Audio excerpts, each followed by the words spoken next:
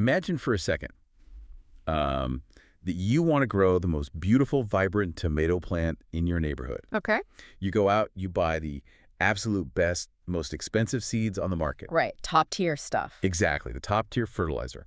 You carry it all home, full of enthusiasm, and then you just, like, throw those seeds straight onto the solid concrete of your driveway. Oh, man. And when nothing grows, you look at the concrete and say, man, I guess I'm just a terrible gardener.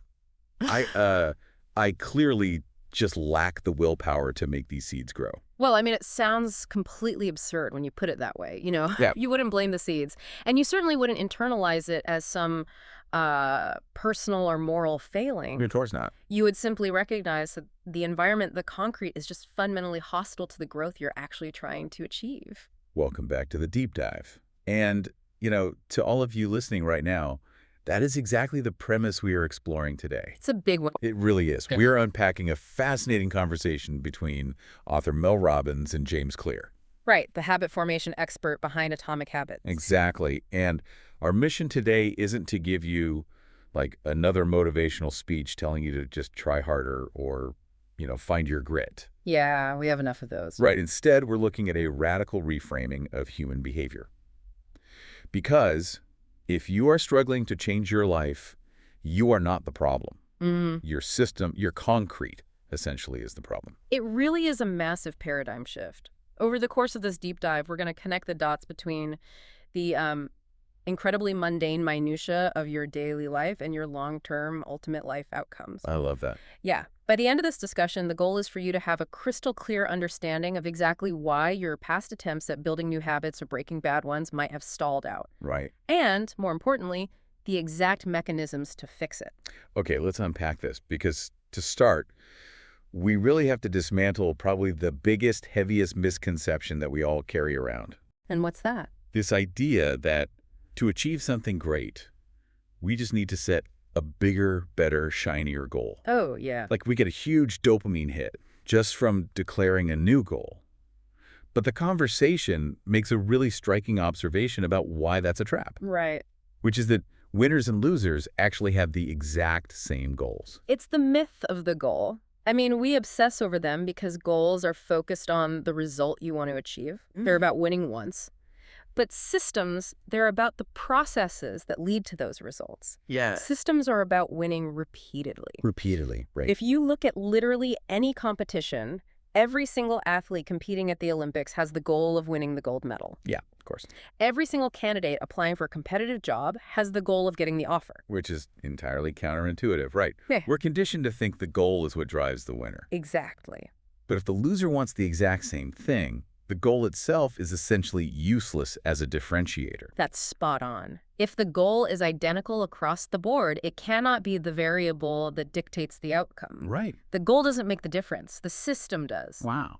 It's the daily habits, the grueling diet, the strict sleep schedule, the hours of repetitive presentation prep. Yeah. That is what actually separates the person who gets the gold or the job from the person who goes home empty-handed. It's kind of like blaming a car for not flying. Oh, I like that. Like, the car isn't broken, it's just not built for the sky. The goal is the destination, but our habits are the engine. That is a perfect way to look at it. But wait, I have to ask, if goals don't actually dictate the outcome, why even have them at all? Should we just, throw the map out the window entirely? Well, what's fascinating here is that goals still serve a very specific utilitarian purpose. Okay. They provide direction. They basically act as a filter. A filter. Yeah, so if an opportunity comes your way, you can hold it up against your goal and ask, does this point me in the right direction? Ah, I see. But your daily progress, that lives entirely within your systems. And this ties into a concept Robbins and Clear discuss regarding lagging measures, which I found so interesting. Right, the lagging measures. The things we stress over the most right now. Yeah. Our bank account balance, our physical fitness, the amount of knowledge we have, they're actually just lagging measures of our past habits. Yes. You are essentially looking at a ghost of your past behavior. A ghost, wow. I mean, the bank account balance you see today is just the mathematical result of your financial habits over the last 6 months to a year. That makes total sense. So focusing on your current position just breeds frustration because you can't change it instantly. What you actually need to focus on is your trajectory. Like, are you getting 1% better or 1% worse? Exactly. The famous 1% rule. Though, I gotta say, it sounds almost too small to matter when you're staring down a huge life change. It does sound small, but mathematically, it's basically compound interest applied to human behavior. If you get just 1% better each day for a year, you end up almost 38 times better by the end of the year. 38 times. That's wild. Right. And conversely, if you get 1% worse, you drive yourself almost all the way down to zero. Wow. Small changes, compounded over a long distance, lead to wildly different results. Clear actually uses this great analogy of a 747 airplane. Oh, yeah, taking off from Los Angeles. Right, taking off from LA, heading to New York. If the pilot nudges the nose of the plane just a tiny 6 feet at the start of the flight. Just 6 feet. Yeah, just 6 feet. You don't end up in New York, you land in Washington, D.C. That is crazy. Trajectory over time entirely dictates the destination. So trajectory matters way more than current position. Exactly. It takes a lot of the immediate pressure off, actually. It really does. But, once you accept that systems and trajectory matter more than goals, the glaring question becomes, how do we actually design a system that sticks? Right, the practical application. Yeah, and the discussion gives us a brilliant visual for this. Think of behavior change like the layers of an onion. The onion concept, yes. The outermost layer is your results. So the outcome you want, like, say, losing 40 pounds. Okay. The middle layer is the process. Those are the actions you take, like going to the gym. Right. But the innermost core of the onion, that is your identity. The identity. Yeah. And most people try to change their lives from the outside in. They say, I want this result, so I will force myself to take this action, and then I will finally be the person I want to be. But the secret is to invert that entirely, right? Like, don't ask what you want to achieve, ask who you want to become. Right. Who is the type of person that could lose 40 pounds? Well, maybe it's the type of person who just doesn't miss workouts. Exactly. Now, your entire focus shifts away from the intimidating number on the scale, and it locks onto a daily identity. I love that. Every action you take is no longer this grueling step toward a distant goal. It becomes a quote-unquote vote for the type of person you wish to be. So doing a single push-up doesn't give you a six-pack, obviously. No, definitely not. But it casts a very real, tangible vote for, I am someone who doesn't miss workouts. Yes. There is a deeply moving story from James Clear's own life that really anchors this concept. His accident. Yeah. When he was a teenager, he was hit directly in the face with a baseball bat in just a horrific accident. It's harrowing trauma. Shattered eye sockets, double vision. He was placed in a medically induced coma. And it violently stripped away all his previous systems and goals. Totally. He was forced into a reality where he had absolutely no choice but to start incredibly small. Which is something we hear a lot of stories about, right? Yeah. People bouncing back from injury. But the actual how is usually skipped over. Right, the montage skips the hard parts. Yeah. When he finally started physical therapy, he wasn't trying to hit home runs or even jog. He was literally practicing the most basic motor patterns. Just trying to walk in a straight line. Exactly. The physical loss of control was immense. Because he couldn't play baseball for a year, he had to cast votes in other areas just to rebuild his sense of agency. Microvotes, basically. Exactly. He tracked tiny, almost microscopic daily improvements. Going to sleep a few minutes earlier, studying for a little bit longer. Just showing up. Right. It wasn't about the grand result. It was about the psychological mechanism of taking back control. He focused purely on the art of showing up. And years later, he built that identity back up to become an academic All-American in college. It's incredible. He maximized his potential through those microvotes. And, there's another anecdote from the conversation that perfectly illustrates the extreme end of this showing up concept. Oh, Mitch. Yes, a reader named Mitch who lost 100 pounds. Yeah. Mitch did it by driving to the gym every day, but he had a strict rule. He wasn't allowed to stay for longer than 5 minutes. Get out of the car, do half an exercise, and leave. Okay, here's where it gets really interesting, and I have to push back on this a bit. Sure. Because it sounds ridiculous on the surface. Mm-hmm. Going to the gym for 5 minutes is objectively a waste of gas. Yeah, I mean... You aren't burning any meaningful calories. You aren't building muscle in 5 minutes. How is that actually helping him lose 100 pounds? Well, from a purely physiological standpoint, you're entirely right. It's useless. Right. But from a psychological standpoint, it is everything. How so? Mitch was applying a fundamental rule of behavior change. A habit must be established before it can be improved. Okay. You have to standardize before you optimize. He wasn't measuring weight loss in those early days. He was measuring the act of becoming a gym goer. Ah. He was casting a concrete vote and wiring his brain to accept this new environment without triggering massive resistance. But doesn't this just sound exactly like fake it till you make it? Just like pretend you're a gym person until you finally are one. There's a crucial distinction here, actually. Okay. Fake it till you make it without any actual evidence is just delusion. You're asking your brain to believe something positive about yourself while your daily actions prove the exact opposite. Oh, wow. Your brain knows you're lying. But taking a tiny action like Midge's 5 minutes in the gym, or reading a single page of a book that provides actual, undeniable physical evidence to your brain. So you aren't faking it. No, you are proving it, just on a microscopic scale. Okay, so we are casting votes. We are building evidence for our new identity. But let's look at the reality of, say, a Tuesday at 6 a.m. when it's raining, and you simply do not feel like casting a vote. The real world, yeah. Right. The psychology of identity is great, but physical reality and exhaustion often get in the way. They do. And this is where we need to completely dispel the myth of motivation. Okay. We treat motivation like it's a prerequisite for action. We really do. But motivation is a fluctuating emotion. Why would you want a behavior that you desire to do consistently to rely on a chemical state that fluctuates based on, like, how well you slept or what you ate? That's a great point. The reality is motivation shows up after the action, not before. Wait, really? Why is that? Why do we feel better once we start? Because taking action relieves anticipatory anxiety. Oh, the dread. Exactly. When you're dreading a project, the dread is almost always worse than the work itself. Always. Taking one small action proves to your brain that you have influence over the outcome, which lowers the fear, which then generates the motivation to keep going.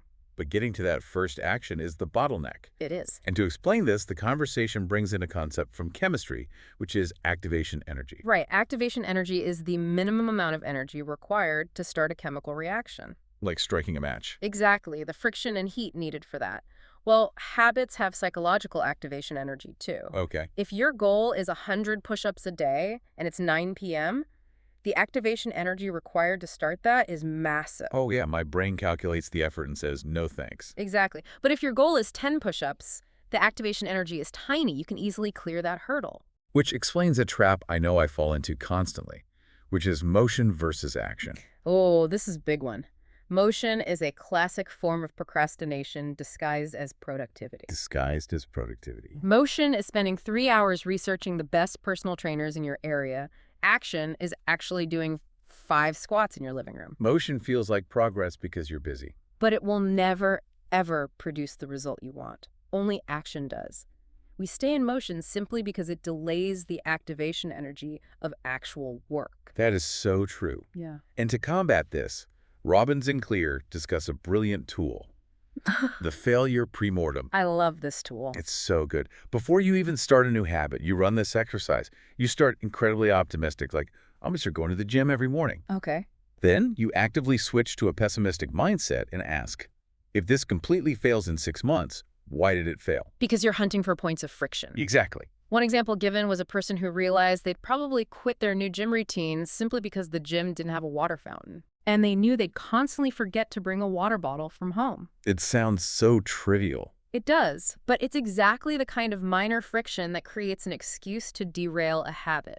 Yeah. So you fix the friction, you buy a dedicated gym water bottle and leave it in your car, and then you switch back to optimism. It's all about friction. The secret to self-control actually isn't ironclad discipline at all. Not at all. It's just an environment with fewer temptations. Right. Like Yep. if you want to stop scrolling on your phone before bed, leave your phone in another room, the sheer laziness of not wanting to get out of bed and walk 30 seconds down the hall will overpower your desire to check social media. Absolutely. So what does this all mean? It means I'm not lazy.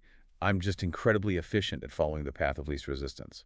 I mean, if we connect this to the bigger picture, a habit is simply your brain's solution to a recurring problem in your environment. Okay. You come home stressed from work. That's the problem. Your brain looks for the easiest, fastest solution to soothe that stress. Maybe it's a glass of wine. Maybe it's scrolling online. Exactly. If you want to change the habit, you have to tweak the friction in your environment. Make the bad solution harder to reach.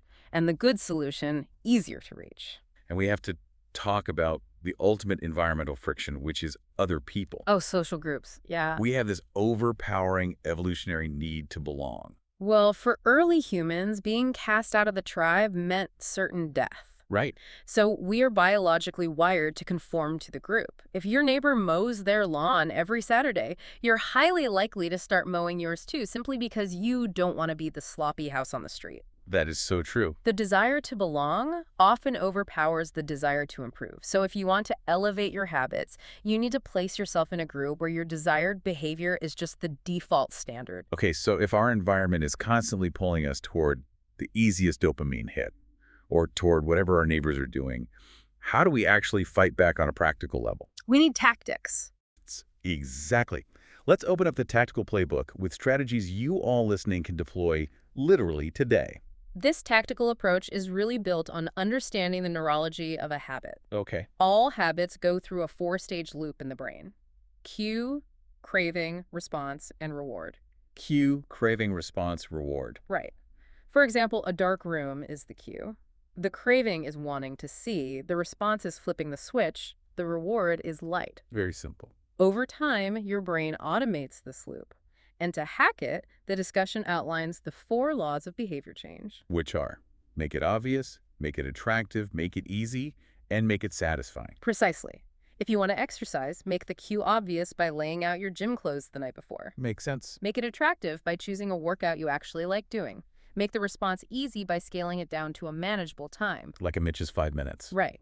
And make it satisfying by rewarding yourself, maybe with a great cup of coffee afterward. That make it attractive law is fascinating when applied to things we usually hate. Oh, the salad story. Yes. There's an incredible story here about a woman who wanted to start eating healthy salads for lunch. Mm-hmm. But salads felt boring to her. So she created what she called a party in a bowl. A party in a bowl. She would literally chop up Snickers bars and crumble potato chips on top of her salad greens. Which perfectly illustrates the core principle. Yeah. Standardize before you optimize. Yes. Her initial goal wasn't a flawless, perfectly clean diet. Her goal was simply mastering the physical habit of bringing a salad to work. Right, getting the greens in the bowl. The potato chips provided the immediate reward to satisfy her brain. Once the routine of packing the lunch was locked into her basal ganglia as a daily habit, then she could gradually optimize it and dial back the junk food. And to make the response easy, we have the 2-minute rule. The lifesaver. You take any habit you want to build and scale it down until it takes 2 minutes or less. Reading 30 books a year becomes reading 1 single page. Doing yoga 4 days a week becomes just rolling out the yoga mat. Because the heaviest weight at the gym is the front door. Exactly. All the friction is at the initiation phase. Once you are in motion, momentum takes over. Yeah. Another vital tactic here is habit stacking. Okay, explain how habit stacking actually works in the brain. Because it's more than just a schedule, right? Oh, much more. It relies on a neurological principle where neurons that fire together wire together. Okay. If you've made coffee every morning for 10 years, your brain has a massive high-speed neural highway built for that specific action. It takes 0 cognitive effort. 0. Habit stacking simply attaches a new, tiny habit like meditating for 60 seconds to that existing highway. After I start the coffee maker, I will close my eyes and breathe. Exactly. You are using the old established habit as an undeniable cue for the new one. But what happens when life just gets chaotic? The recommendation for those days is reduce the scope, but stick to the schedule. Because the bad days are actually the most important days. Yes. If you planned an hour-long workout but only have 15 minutes, do 1 set of squats. Throwing up a 0 breaks the streak, but showing up on a bad day maintains the identity. Wow, that's powerful. And it's also important to give yourself permission to let your habits evolve through different seasons of life. Seasons of life. Right. Like a mother who becomes an empty nester is entering a new season. Trying to force fit her old chaotic habits into this new reality will just cause massive friction. Which brings up a concept I find so confronting. The alien test. The alien test, yeah. Imagine an alien comes down from outer space and follows you around all day. It doesn't understand English, it can't hear your justifications, your logic, or your excuses. It just watches. If it only watched your physical actions for a week, what would it say your priorities are? Ooh. That is a brutal mirror to hold up. I want everyone listening to apply the alien test to themselves today. Would the alien say your priority is your family, your health, or your phone? It cuts right through the cognitive dissonance and all the stories we tell ourselves. It really does. But, when you apply that mirror and you inevitably slip up because top performers are human and they fail, the ultimate safety net is this: never miss twice. Never miss twice. If you miss one workout or eat one bad meal, it's just a blip on the radar of a whole year. Right. Reclaiming a habit quickly means the break simply doesn't matter, because ultimately, time magnifies whatever you feed it. That's a great line. If you have good habits, time is your greatest ally. If you have bad habits, time is your worst enemy. So, to everyone listening, transforming your life isn't about summoning monumental willpower out of thin air to hit some massive goal. No, no. It's about 1% trajectory shifts. It's about mapping out the friction in your environment and then casting tiny, evidence-based votes for your new identity. Absolutely. And yes, it's about putting literal potato chips on your salad if that's what it takes to get you to eat greens and build a routine of showing up. Whatever works. You aren't the problem. It's time to fix your system. This raises an important question, though. If we project this philosophy out into the modern world, Okay, what's that? we've talked extensively about removing friction to build good habits, but what happens when our technology, our apps, our algorithms, our smart homes become so perfectly designed to remove all friction from our lives? Oh, wow. If our environment becomes completely effortlessly frictionless by design, do those incredibly easy votes still build the same internal resilience we need to survive our inevitable bad days? Wait, are we engineering away our own grit? It's something to think about. That is a heavy, brilliant thought to chew on the next time your phone autocorrects your life. Yeah. Remember the concrete driveway from the beginning. Stop blaming the seeds. Break out the jackhammer, change your environment, and build a system where growth is inevitable. Thank you so much for joining us on this deep dive. Start casting those votes today, and we'll see you next time.